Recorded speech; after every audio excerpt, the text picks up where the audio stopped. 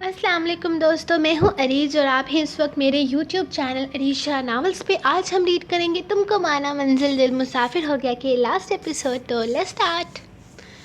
आज दुआ रुखसत होकर मुस्तफ़ा के घर आ चुकी थी। मुस्तफ़ा इससे रुखसत करवा कर अपने फ्लैट में लाया था। ताया वो भी साथ आए थे। दुआ कमरे में बैठी थी जब आहिस्ता से दरवाज़ा खुला और इसने अंदर कदम रखे तो इसकी आंखें फटी की फटी रह गई। सामने दुआ बेड पर बैठकर कुरान के साथ टेक लगाए, आंखों पर मुस्तफ़ा का स्टाइलिश चश्मा, काला चश्मा पहने हुए बड़े मज़े से एक हाथ में पिज़्ज़ा जबकि दूसरे हाथ में कोल्ड ड्रिंक पी रही थी। जबकि फूलों से सजे खूबसूरत बेड का सत्यानाश हो चुका था। दुआ, ये क्या कर रही हो तुम? मुस्तफ़ा को इससे अच्छी उम्मीद तो नहीं थी लेकिन इतनी बुरी भी नहीं थी। प्लीज़ 10 मिनट बाद आएँ, मुझे बहुत भूख लगी हुई है। अगर आप यहाँ बैठेंगे तो मुझे शेयर करना पड़ेगा, जो कि मैं बिल्कुल नहीं करना चाहती। दुआ साथ साथ खा रही थी और साथ साथ इसे बता रही थी मुझे खाना भी नहीं है। मुस्तफ़ा ने चिढ़ कर कहा, ओह ग्रेट, यानी सारा मैं अकेले खा लूँगी। आप थोड़ी देर के लिए सोफ़े पर बैठ जाएं। आप ऐसे मेरे सामने बैठेंगे तो मैं ठीक से खा नहीं पाऊँगी। और कब से इससे घूर रहा था, इसीलिए दुआ ने इसे देख कर कहा, दुआ ये तुम्हारा बदला है? मुस्तफ़ा ने पूछा, क्योंकि दुआ ने शादी बदले के लिए ही तो की थी। बदला? वो भी इतना सस्ता? 800 का बदला तो मैं हरगिज़ नहीं लूँगी, दुआ ने पिज़्ज़ा की कीमत बताते हुए कहा। जबकि इसकी बात पर मुस्तफ़ा सर पकड़ कर बैठ गया। वो उठकर सोफ़े पर आ गया तो वो सुकून से खाने लगी। मुस्तफ़ा इसे खाते हुए देखने लगा। थोड़ी देर बाद उठकर वो अपना लहंगा संभालते हुए डस्टबिन के पास आई और खाली डब्बा इसमें फेंका। वापस आकर इसके सामने खड़ी हो गई। कैसी लग रही हूँ मैं? दुआ के पूछने पर मुस्तफ़ा ने इसे हैरत से देखा। फिर लगा शायद दुआ का दिमाग ठीक हो गया हो। बहुत बहुत बहुत खूबसूरत, दुनिया की सबसे खूबसूरत दुल्हन, मुस्तफ़ा ने दिल से तारीफ़ की। हाँ पता है मुझे, दुआ ने एक अदा से कहा और बेड पर बैठ गई। मुस्तफ़ा भी इसके पास आ बैठा। मुझे हमारे निकाह के बारे में कुछ याद नहीं, लेकिन आपकी डायरी पढ़कर मुझे पता चला कि आप सच में मुझसे प्यार करते हैं और ये शादी किसी बदले के लिए नहीं कर रहे। आई एम सॉरी, किसी की डायरी बिना इजाज़त पढ़ना गलत बात है, लेकिन आपके कमरे में डायरी देखकर मैं खुद को रोक नहीं पाई। मुझे वो डायरी हमारी शादी वाले दिन से एक दिन पहले मिली थी। किसी को नज़र ना आए इसीलिए मैंने लहंगे वाले बैग में छुपा दी थी। मैंने तारक अंकल के सामने भी लहंगा लेने की ज़िद इसीलिए की थी क्योंकि मैं वो डायरी ज़ाया नहीं करना चाहती थी। जब से मैंने आपकी डायरी पढ़ी मुझे आप बहुत अच्छे लगने लगे। दुआ नज़रें झुकाकर इजहार किया तो मुस्तफ़ा के लबों पर खुद ब खुद मुस्कुराहट आ गई। मैंने आपकी डायरी आपकी इजाज़त के बगैर पढ़ी, इसीलिए आई एम सॉरी, दुआ इसे देखते हुए बोली। इट्स ओके दुआ, चलो किसी चीज़ की वजह से तो मेरे जज्बात तुम तक पहुँचे। तुम जानती हो मैं यहाँ आना ही नहीं चाहता था जब तक तुम्हारी पढ़ाई ख़त्म ना हो जाए, लेकिन बाबा के बार बार कहने पर मुझे आना पड़ा। यहाँ आने का मकसद सिर्फ तारक बट्टी था, लेकिन तुम्हें देखकर मैं अपना मकसद भूल गया। मुझे इस बात का डर था। वो मुस्कुराया।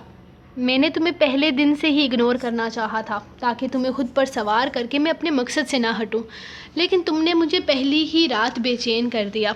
जब तुम मेरे लिए केक लेकर आई तो मैं तारक भट्टी का केस चेक कर रहा था। तुम पर ध्यान बिल्कुल नहीं देना चाहता था, बस इसीलिए तुम्हारी इंसल्ट कर दी। फिर भी तुम ना मानी, चाय लेके आ गई तो मुझे और गुस्सा आया और तुम पर निकाल दिया। मुझे यकीन था अगर तुम खुद मुझसे दूर रहोगी तो मेरा काम आसानी से हो जाएगा, लेकिन ऐसा ना हुआ। तुम्हें रोते देखकर मैं बेचैन हो गया। मैं तुम्हें मनाना चाहता था, इसीलिए अगले दिन मैंने छुट्टी कर ली, लेकिन तुम अपनी सहेलियों के घर चली गई। तुम्हारी सहेली की शादी पर इन लोगों के बीच देख मेरा दिमाग घूम गया। मुझे बहुत गुस्सा आया, इसीलिए मैंने तुम पर हाथ उठाया। इसके बाद तुमने मुझे इग्नोर करना शुरू कर दिया तो मेरा दिल तुम्हारे और करीब आने को करने लगा। तुमसे मोहब्बत तो मुझे बचपन से थी, तो खुद को कैसे रोक पाता। शादी की ज़िद करने लगा। पीछे जो हुआ इसके लिए मैं तुमसे माफ़ी मांगता हूँ। मैं तुमसे बहुत मोहब्बत करता हूँ। दुआ हमेशा तुम्हें खुश रखूँगा। मुस्तफ़ा ने अपने जज्बात का खुलकर इजहार किया। थैंक यू, दुआ ने कहा। Thank you?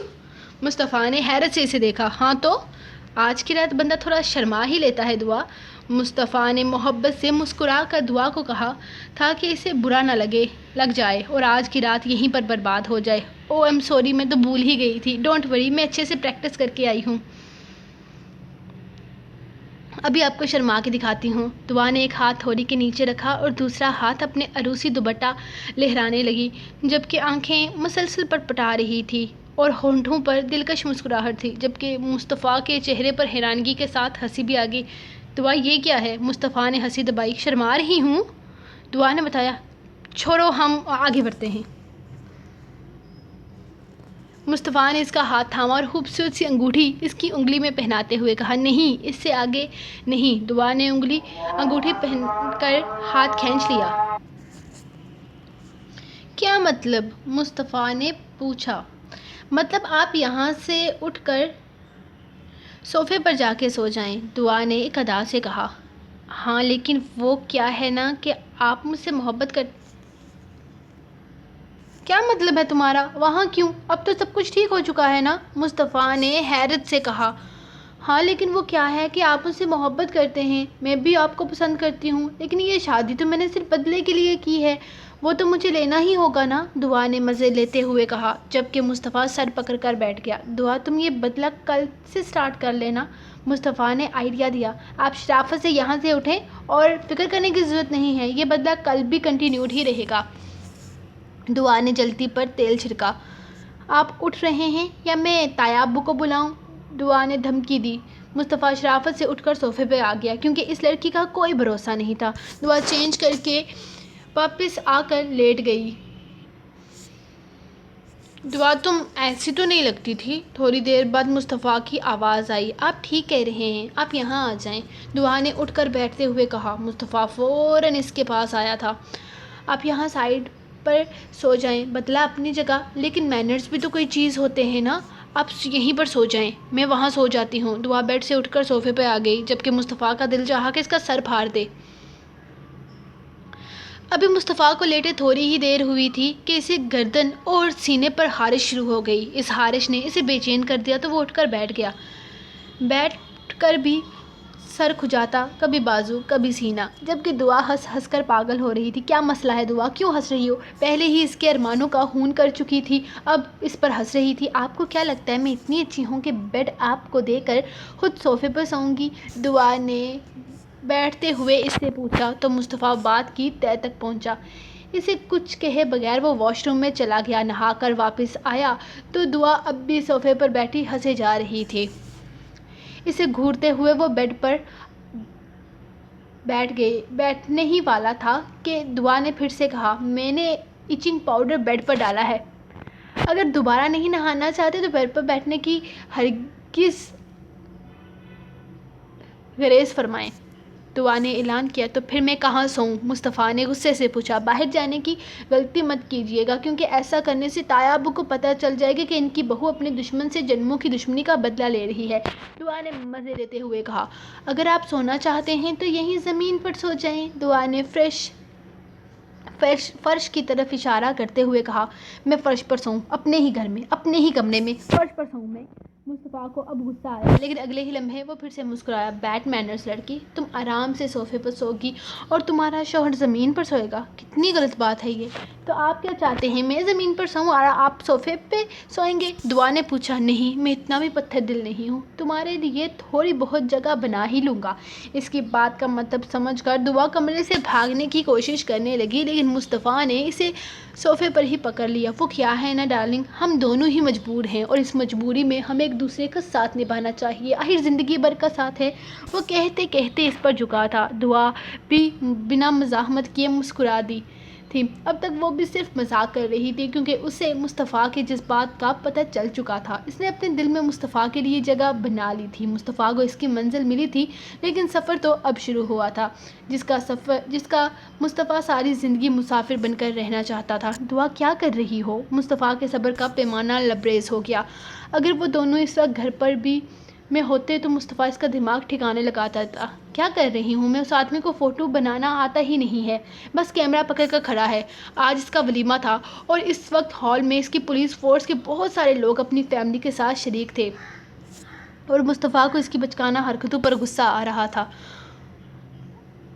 وہ پروفیشنل ہے، مصطفیٰ کا صبر اب جواب دے گیا تھا، لیکن پھر بھی چہرے پر زبردستی مسکراہٹ سجائے وہ غصہ کنٹرول کر رہا تھا۔ ایسے ہوتے ہیں پروفیشنل لوگ، مصطفیٰ یہ آدمی میرے ولیمے کا البم کا بیڑا غرق کر رہا ہے اور آپ مجھے آنکھیں دکھا رہے ہیں۔ السلام علیکم مصطفیٰ ابھی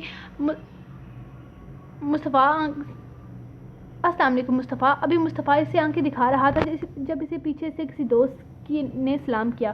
وہ باتوں میں مصروف ہو گیا تو دعا کو موقع دے کر وہاں سے نکل گئی۔ بھابھی سے تو ملوا، دوست نے کہا تو مصطفیٰ کو بھی خیال آیا کہ اس وقت وہ اپنے ولیمے کی تقریب پر ہے، لیکن دعا نہ جانے کہاں چلی گئی تھی۔ وہ تو ویسے بھی مصطفیٰ کے ہاتھوں سے کب سے اپنا ہاتھ چھڑوانے کی کوشش کر رہی تھی۔ نظریں گھمانے پر وہ اسے مہمانوں کے ساتھ کھڑی نظر آئی جو ایک لڑکی کے ساتھ مل کر اس کے بچے کو سنبھالنے میں ہلکان، یہ پرواہ کیے بغیر کہ اس وقت وہ دلہن کے روپ میں ہے۔ دعا آپ بیکار میں پریشان ہو رہی ہیں، یہ ابھی چپ ہو جائے گا۔ وہ دلہن بنے بچے کو اٹھائے اس سے چپ کروانے کی کوشش کر رہی تھی جیسے اس کا اپنا بیٹا ہو۔ میں سمجھ سکتی ہوں 2 بچوں کو ایک ساتھ سنبھالنا کتنا مشکل ہوتا ہے، دعا بچے کو سنبھالتے ہوئے بولی۔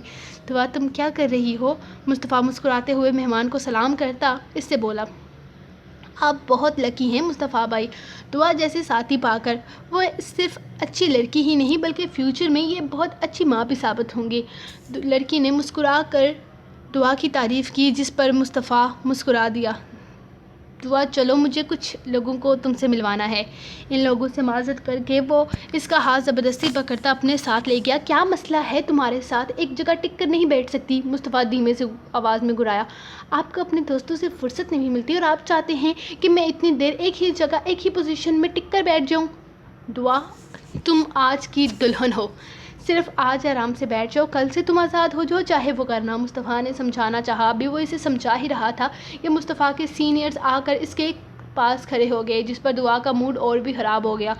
آپ پھر سے مصطفیٰ کی تعریفوں کے لمبے لمبے پیراگراف سٹارٹ ہونے والے تھے جس سے دعا پہلے ہی بیزار ہو چکی تھی۔ شادی بہت بہت مبارک ہو انسپکٹر مصطفیٰ، اس سے ہاتھ ملاتے وہ رسمی انداز میں بولے۔ دعا نے اپنے کانوں کو مصطفیٰ نامہ سننے کے لیے تیار کر لیا تھا۔ مسز مصطفیٰ، آج ہر کوئی آپ کے ہسبینڈ کی تعریف کر رہا ہے، بے شک وہ اس قابل ہیں، لیکن ان کے لاسٹ کیس میں میں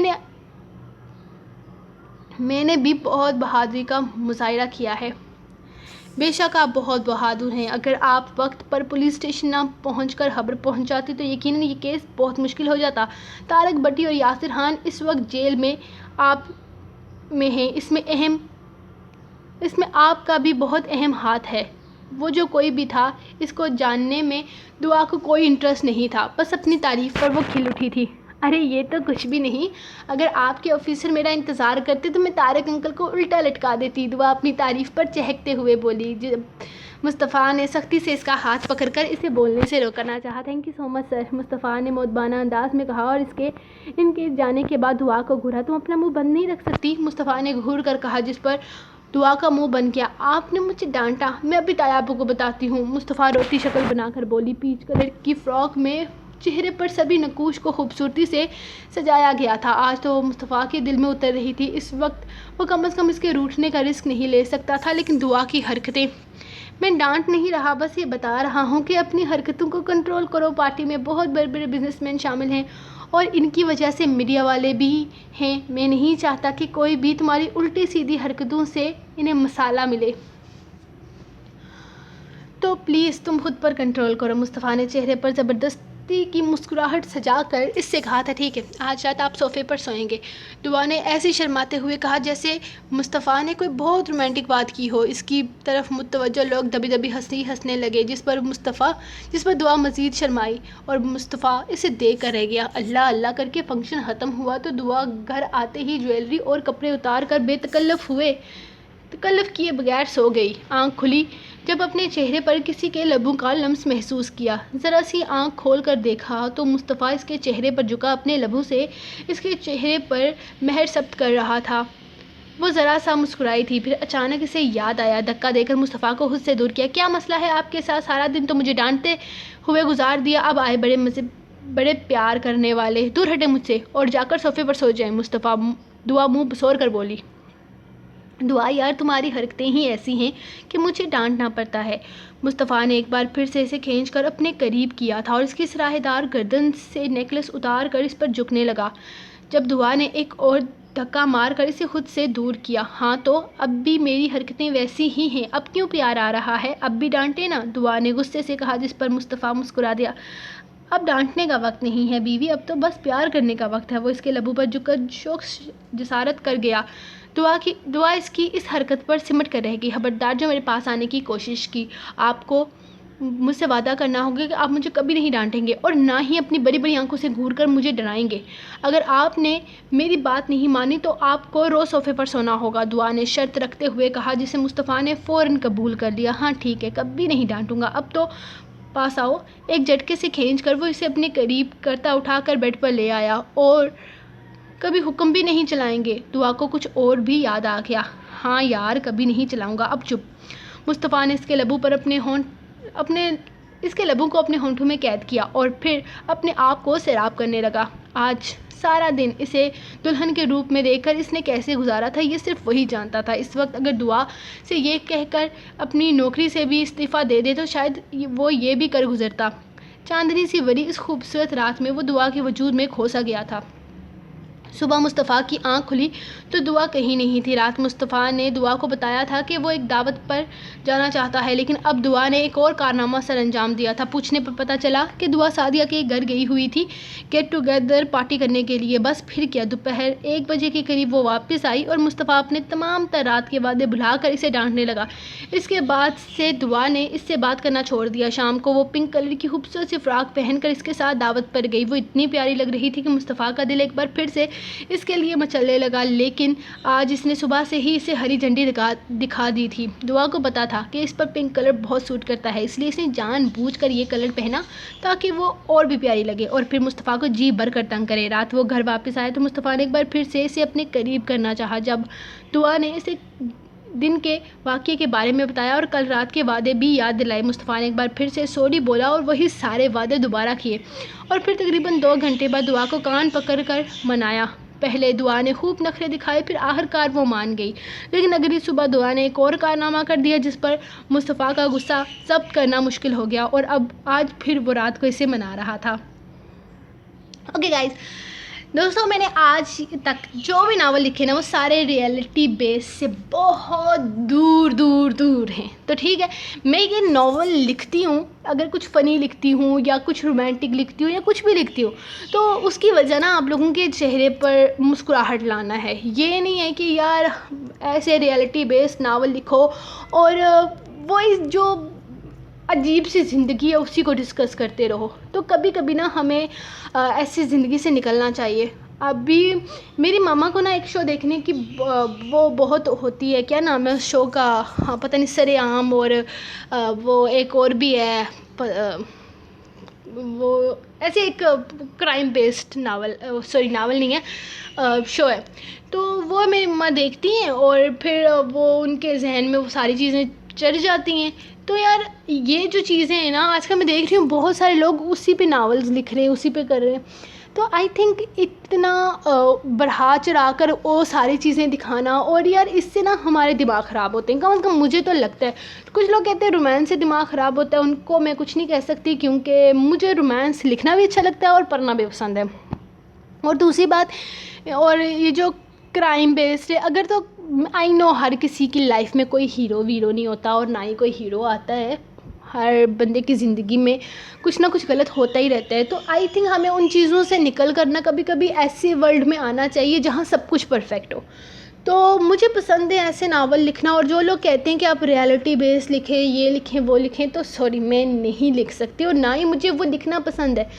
میں چاہتی ہوں کہ اگر کوئی میرے ناول پڑھے تو کم از کم اس کے چہرے پر اسمائل تو آئے نا، ہر وقت 12 بجائے رہنا مجھے نہیں پسند یہ۔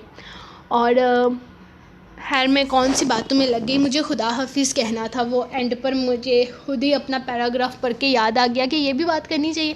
خیر مجھے ریئلٹی بیس ناول نہیں پسند، مجھے وہ ناول نہیں پسند جس میں اینڈنگ بری ہوتی ہے، یا وہ ناول نہیں پسند جس میں